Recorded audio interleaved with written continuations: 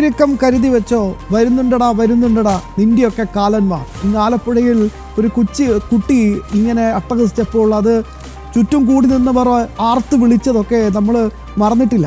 പ്രതികരിച്ചോ Keralam? Kanhangad youth ലീഗിൻ്റെ ഒരു ജാഥയിൽ അമ്പലനടയിൽ പച്ചയ്ക്ക് കെട്ടിത്തൂക്കി കത്തിക്കും എന്ന് ആർത്തു വിളിച്ചു. പ്രതികരിച്ചോ കേരളം? 1921 ഊരിയ ആ കത്തി അത് ഞങ്ങൾ ഉറയിലിട്ടിട്ടില്ല എന്നും പറഞ്ഞ് അന്നത്തെ മതഭീകരവാദികളുടെ ആ ഒരു വേഷത്തിലൊക്കെ നടന്ന് ഈ തെരുവിലൂടെ ഹാലിളകി നടന്നപ്പോഴും പ്രതികരിച്ചോ കേരളം? പഹൽഗാമിൽ ഈ മതം പറഞ്ഞുകൊണ്ട് പാവപ്പെട്ട നിരപരാധികളെ അതിക്രൂരമായി കൊലപ്പെടുത്തിയപ്പോൾ കേരളത്തിന് എന്തു പറ്റി? ഞാൻ ഇപ്പോഴും ചോദിക്കുന്നൊരു ചോദ്യം, ഈ മൗനം അപകടകരമല്ലേ ശ്രീ ആരിഫ് ഹുസൈൻ?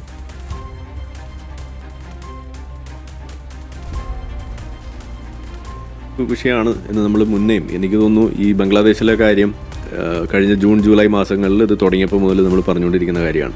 അന്ന് നമ്മൾ ചോദിച്ച അതേ ചോദ്യം തന്നെയാണ് ഇവിടെ വന്നുകൊണ്ടിരിക്കുന്നത്. കൂടെ നമ്മൾ മറ്റ് പല കാര്യങ്ങളും അതിൻ്റെ ഭാഗമായിട്ട് നമ്മൾ എടുത്തു വെച്ചിരുന്നു. ഇതിനകത്ത് കാണേണ്ടതായിട്ടുള്ള പല കാര്യങ്ങൾ അതിൽ ഏറ്റവും പ്രധാനമാണ് എന്തുകൊണ്ട് ഇപ്പോൾ ഈ പാലസ്റ്റൈൻ പോലെയുള്ള വിഷയങ്ങളിൽ ഇതുപോലെ ഒരു സംഗതി കാണുന്നില്ല എന്ന് ചോദിക്കുമ്പോൾ അതിനകത്ത് പ്രധാനപ്പെട്ട ഒരു വശം എന്ന് പറയുന്നത് ഈ തരത്തിലുള്ള വിഷയങ്ങൾ എടുത്തു വെച്ചുകൊണ്ട് ഇരവാദം നടത്തിക്കൊണ്ട് ഞങ്ങളെല്ലായിടത്തും വേട്ടയാടപ്പെടുന്ന ഒരു കൂട്ടം ആളുകളാണ് എന്ന് പറയാൻ വേണ്ടിയിട്ടുള്ള ആ ഒരു ഇരവാദത്തിൻ്റെ ആ ഒരു രീതി അത് ഹിന്ദു സമൂഹം പൊതുവെ കാണിക്കാറില്ല എന്നുള്ളതാണ് ഒന്നാമത്തെ ഒരു കാര്യം. രണ്ടാമത്തെ കാര്യം എന്ന് പറയുന്നത് മുസ്ലിം സമുദായത്തിൽ ഇത്തരത്തിലുള്ള വിഷയങ്ങൾ ഉണ്ടാവുമ്പോൾ അത് എല്ലാവരും കൂടി ചേർന്ന് നിന്നുകൊണ്ട് അത് തങ്ങളുടെ ഒരു വലിയ പ്രശ്നമാണ് എന്ന് വരുത്തി തീർത്തുകൊണ്ട് എല്ലാവരും ആ ഒരു വിഷയത്തിൻ്റെ പേരിൽ ഒന്നിക്കണം എന്ന ആഹ്വാനം അത് മുസ്ലിം ബ്രദർഹുഡ് മുന്നേ വെച്ചതാണ്. 1928 അവരുണ്ടാകുന്ന സമയത്ത് അവരുടെ പ്രധാനപ്പെട്ട ഒരു ഗോളായിരുന്നു അത്. പാലസ്റ്റൈൻ ഇഷ്യൂ എന്ന് പറയുന്നത് നമ്മളുടെ ഒരു പൊതുവായിട്ടുള്ള മുസ്ലിം ഉമ്മത്തിൻ്റെ ഇഷ്യൂ ആക്കണമെന്നും പലസ്തീനിയനിസമാണ് നമ്മളുടെ രാഷ്ട്രീയത്തെ മുന്നോട്ട് കൊണ്ടുപോകേണ്ടത് എന്നും ഏത് രാജ്യങ്ങളിൽ നിങ്ങൾ എവിടെ ഉണ്ടായാലും ഈ പാലസ്തീനിയനിസം വെച്ചുകൊണ്ടായിരിക്കണം അവിടെയുള്ള രാഷ്ട്രീയത്തിൽ നിങ്ങൾ കുളം കലക്കേണ്ടത് എന്നത് കൃത്യമായിട്ട് പറഞ്ഞു വെച്ചിട്ടുള്ള ഒരു കൂട്ടമാണ് ഈ മുസ്ലിം ബ്രദർഹുഡ്. അതാണ് ഇവിടെ എല്ലാവരും ചെയ്യുന്നുള്ളൂ. അവരാ എടുത്തു വെച്ചിട്ടുള്ള ആ പ്ലേ ബുക്ക് അതിനനുസരിച്ചിട്ട് എല്ലാവരും ആ കളിപ്പാവുകളെ പോലെ തുള്ളുന്നതാണ് നമ്മൾ കണ്ടുകൊണ്ടിരിക്കുന്നത്. അതിൽ ഇവിടുത്തെ ഇടതുപക്ഷം വീഴുന്നു. അതുപോലെ ഇന്നിപ്പോൾ വലത് എന്നൊക്കെ നമ്മുടെ നാട്ടിൽ പറയുമെങ്കിലും കോൺഗ്രസും ഒരു ഇടത് തന്നെയാണ്. സത്യത്തിൽ സംഭവിക്കുന്നത് തന്നെയാണ്. ആ യൂസ്ഫുൾ ഇഡിയറ്റ്സ് നമ്മൾ വിളിക്കുന്നത് അതുകൊണ്ടാണ്. ഈ ഇസ്ലാമിസ്റ്റുകളുടെ ഇത്തരത്തിലുള്ള ആ നാടകങ്ങൾക്ക് അല്ലെങ്കിൽ അവരുടെ ആ ഒരു സ്ക്രിപ്റ്റിനനുസരിച്ചിട്ടുള്ള തുള്ളലുകൾക്ക് ഇവർ കൂടെ നിന്ന് കൊടുക്കുകയാണ്. അത് അവർ നിൽക്കുന്നത് എന്തിനു വേണ്ടിയിട്ടാണ്? തങ്ങൾ വലിയ മാനവിക ബോധം ഉള്ള ആളുകളാണ്, നമ്മൾ വലിയ ഇതുപോലുള്ള വിഷയങ്ങളിലൊക്കെ ഭയങ്കരമായ ഒരു ചിന്തയുള്ള ആളുകളാണ് എന്ന് വരുത്തി തീർക്കാൻ വേണ്ടിയിട്ട് മാത്രമാണ് നിൽക്കുന്നത്. അതല്ലാതെ യഥാർത്ഥത്തിൽ അവർക്കൊരു മാനവിക ബോധം ഉണ്ട് എന്നുണ്ടെങ്കിൽ സത്യത്തിൽ അവർക്ക് താഴെ നിൽക്കാൻ സമയം കിട്ടുമോ? കാരണം ഇതിപ്പോൾ നമ്മൾ ബംഗ്ലാദേശിലെ കാര്യം ഇപ്പം നമ്മൾ വീണ്ടും ഇങ്ങനെ ഒരു ഹൈറ്റൻഡ് ആയിട്ടുള്ളൊരു സാധനം പറയുമ്പോൾ അതിന് തൊട്ട് മുന്നേ സുഡാനിലെ വിഷയം ഇവിടെ വന്നു, നൈജീരിയയിലെ വിഷയം. നമ്മളിത് സംസാരിക്കുന്ന സമയത്ത് ഇപ്പോൾ പോലും അവിടെ 10-50ഓളം ക്രിസ്ത്യൻ വിഭാഗത്തിൽപ്പെട്ടുള്ള ആളുകളെ ഈ ജിഹാദികൾ വന്ന് കൊല വിളിച്ചതിൻ്റെ വാർത്ത ഇവിടെ പടർന്ന് വന്നുകൊണ്ടിരിക്കുകയാണ്. നമ്മളെവിടെ അതിനെക്കുറിച്ചുള്ള ഒരു ചർച്ച നമ്മൾ കാണുന്നത്? അപ്പോൾ ഇതൊക്കെ പറയുമ്പോൾ ഇവിടെ പറയുക എന്താന്ന്, നമ്മുടെ നാട്ടിൽ പ്രശ്നം നടക്കുന്നുണ്ടല്ലോ, നിങ്ങൾ ഇത് പറയൂ, എന്തിനാണ് ഈ നൈജീരിയയിലേക്ക് ഓടുന്നത്, എന്തിനാണ് നിങ്ങൾ ബംഗ്ലാദേശിലേക്ക് ഓടുന്നതെന്ന് നമ്മളെ തിരുത്തും. അപ്പം നമ്മൾ അവരോട് ചോദിക്കുന്നതാണ്, ഇതല്ലല്ലോ നിങ്ങൾ ഗാസയുടെ കാര്യത്തിൽ പറഞ്ഞത്, അതൊക്കെ അവിടെ നിൽക്കട്ടെ, ഗാസ അവിടെ കത്തി എരിയുമ്പോഴാണോ നിങ്ങളിത് പറയുന്നതെന്ന് അന്ന് നമ്മളോട് ചോദിച്ച ആളുകളോടാണ് നമ്മളിപ്പോൾ ഇത് ചോദിക്കേണ്ടി വരുന്നത്. അപ്പോൾ തൽക്കാലം നമുക്ക് ആ ചോദ്യം തിരിച്ചു വെക്കാനേ നിർവാഹമുള്ളൂ.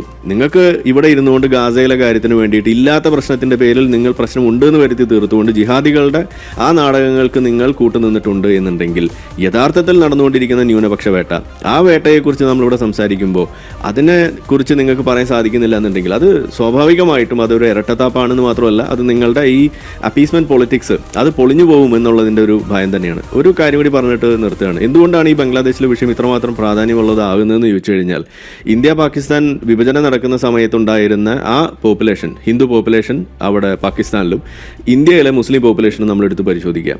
മുസ്ലിം പോപ്പുലേഷൻ ആ വിഭജനത്തിന് ശേഷം ഇന്ത്യയിൽ അത് മുന്നോട്ട് വളർന്നിട്ടേ ഉള്ളൂ, അത് മുകളിലേക്കാണ് പോയിക്കൊണ്ടിരിക്കുന്നത്. അങ്ങനെ ഈ അടുത്ത് വന്ന കണക്ക് പ്രകാരം 43% ആളുകളാണ് മുസ്ലിങ്ങളുടെ വളർച്ചയായിട്ട് ആ ഒരു കാലഘട്ടത്തിൻ്റെ ഉള്ളിൽ സംഭവിച്ചതായിട്ട് നമുക്ക് കാണാൻ കഴിയും. അത്രമാത്രം വലിയ വളർച്ച, 43% എന്ന് പറയുമ്പോൾ അത് ചെറിയതല്ല. എന്നിട്ടാണ് നിങ്ങൾ പറയുന്നത് ഇവിടെ മുസ്ലിങ്ങൾ വേട്ടയാണ്, ഇത് മുസ്ലിങ്ങളെ മുഴുവൻ കൊന്നൊടുക്കാൻ വേണ്ടിയിട്ട് നടന്നുകൊണ്ടിരിക്കുകയാണ്, ഇവിടെ മുഴുവൻ മുസ്ലിങ്ങൾ വലിയ പ്രശ്നത്തിലാണ് എന്ന് പറയുന്ന ഒരു കള്ളക്കഥ ഇവിടെ ഇറക്കുന്നതാണ് നമ്മളിവിടെ കാണുന്നത്. എന്നാൽ ഇതേ സമയം ഈ പാകിസ്ഥാനിൽ എന്താ നടക്കുന്നത്? പാകിസ്ഥാൻ 71 വിഭജിച്ച് ബംഗ്ലാദേശ് ആവുന്നത് വരേക്കുള്ള സമയം തന്നെ എടുത്ത് നോക്കിയാൽ കഴിഞ്ഞാൽ തന്നെ അവിടെ കുറഞ്ഞു. ഇനി വിഭജനത്തിന് ശേഷമുള്ള കണക്കെടുത്ത് നോക്കുകയാണെന്നുണ്ടെങ്കിൽ അവിടെയും ഈ പറയുന്ന 15-13% നിന്ന് ഇപ്പോൾ അത് 8%, 7.5% എത്തി നിൽക്കുകയാണ് ഹിന്ദു പോപ്പുലേഷൻ എന്ന് പറയുന്നത്. താഴോട്ടാണ് പോയിക്കൊണ്ടിരിക്കുന്നത്. ഇത് വളരെ ഒരു കുഴപ്പം പിടിച്ച അവസ്ഥയാണ് എന്നുള്ളത് ലോകത്തുള്ള പല മനുഷ്യാവകാശ സംഘടനകൾ വരെ റിപ്പോർട്ട് ചെയ്തുകൊണ്ട് ഇതിൽ ഇടപെടണമെന്ന് പറഞ്ഞുകൊണ്ട് മുന്നോട്ട് പോകുന്ന കാഴ്ചയാണ് നമ്മൾ ഇതുവരെ കണ്ടിട്ടുള്ളത്. ഇതൊന്നും ഇവിടെ ആരും ചർച്ച ചെയ്യുന്നില്ല. ഇനി പാകിസ്ഥാനിലും ഇത് തന്നെയാണ് അവസ്ഥ. പാകിസ്ഥാനിലുണ്ടായിരുന്ന ഹിന്ദു പോപ്പുലേഷൻ ഈ വിഭജനത്തിന്റെ സമയത്തുണ്ടായിരുന്നത് ഇന്നിപ്പോൾ കാണുന്നത് എല്ലായിടത്തും നോക്കിയാൽ ഇന്ന് 5% താഴേക്ക് എത്തിയിരിക്കുന്നു. ഇതാണ് കണക്കുകൾ പറയുന്നത്. അപ്പോൾ എങ്ങനെ നോക്കിക്കഴിഞ്ഞാലും താഴോട്ടാണ് ഈ പറയുന്ന മൈനോറിറ്റീസിൻ്റെ എണ്ണം പോകുന്നത് എന്ന് വരുമ്പോൾ, ഇന്ത്യയിലെ മൈനോറിറ്റീസ് എപ്പോഴും മുകളിലേക്കാണ് പോകുന്നത് എന്ന് പറയുമ്പോൾ, യഥാർത്ഥത്തിൽ ഈ മൈനോറിറ്റി വേട്ട നടക്കുന്നത് എവിടെയാണ്? ഹിന്ദു രാഷ്ട്രത്തിലാണോ അതോ ഇസ്ലാമിക രാഷ്ട്രത്തിലാണോ എന്നുള്ളത് ഇനിയെങ്കിലും ചർച്ച ചെയ്യുക. ഇമ്മാതിരിയുള്ള ഉമ്മാക്കികൾ കാണിച്ചുകൊണ്ട് ഈ ഹിന്ദു വേട്ട, മുസ്ലിം വേട്ട എന്നൊക്കെ പറഞ്ഞിട്ട് ആളുകളെ തമ്മിൽ തല്ലിക്കുന്ന പരിപാടി നിർത്തിയിട്ട് യഥാർത്ഥത്തിൽ അഡ്രസ്സ് ചെയ്യേണ്ട വിഷയങ്ങളെക്കുറിച്ച് അഡ്രസ്സ് ചെയ്യുക. ഇതുപോലെയുള്ള കാര്യങ്ങൾ പറഞ്ഞുകൊണ്ട് യഥാർത്ഥ വിഷയങ്ങളിലേക്ക് ചർച്ച പോകുന്നത് തടയുന്ന ഒരു പ്രവണത ഇവിടെ ഉണ്ട്. അത് ഇനിയെങ്കിലും അവസാനിപ്പിക്കുക എന്നുള്ളതാണ്. യഥാർത്ഥത്തിൽ ഇന്ന് ലോകം ഫേസ് ചെയ്യുന്ന പ്രശ്നം എന്ന് പറയുന്നത് ഇത്രയേ ഉള്ളൂ. അത് ഇസ്ലാമിസ എന്ന് പറയുന്ന ഒരു വിഷയം, അല്ലെങ്കിൽ ഇസ്ലാമിക ഭീകരവാദം എന്ന് പറയുന്ന ഒരു വിഷയം, ഇസ്ലാമിക ജിഹാദിസം ഇവിടെ വളർന്നു കഴിയുമ്പോൾ ജമാഅത്ത് ഇസ്ലാമി പോലെയുള്ള പാർട്ടികൾ മുസ്ലിം ലീഗിൻ്റെ ഒക്കെ രൂപത്തിൽ, അല്ലെങ്കിൽ KMCC പോലെയുള്ള സംഘടനകളുടെ ഒക്കെ രൂപത്തിൽ ആളുകളുടെ ഇടയിലേക്ക്, മുസ്ലിങ്ങളുടെ ഇടയിലേക്ക് ഇറങ്ങി ചെന്നുകൊണ്ട് അവരെ വർഗീയവൽക്കരിച്ചുകൊണ്ട് അവരെയും കൂടി ഈ തീവ്രവാദത്തിലേക്ക് കൊണ്ടെത്തിക്കുന്ന ഒരു വലിയ പ്രവണത ഇവിടെ നടക്കുന്നുണ്ട്, അരങ്ങേറുന്നുണ്ട്. അതിനെ പൊതുസമൂഹം അഡ്രസ്സ് ചെയ്തില്ല എന്നുണ്ടെങ്കിൽ കൂടുതൽ മുസ്ലിങ്ങൾ തീവ്രവാദികളാകുന്നത് നമ്മൾ നോക്കി നിൽക്കേണ്ടി വരും. നാട് കത്തുന്നത് നോക്കി നിൽക്കേണ്ടി വരും.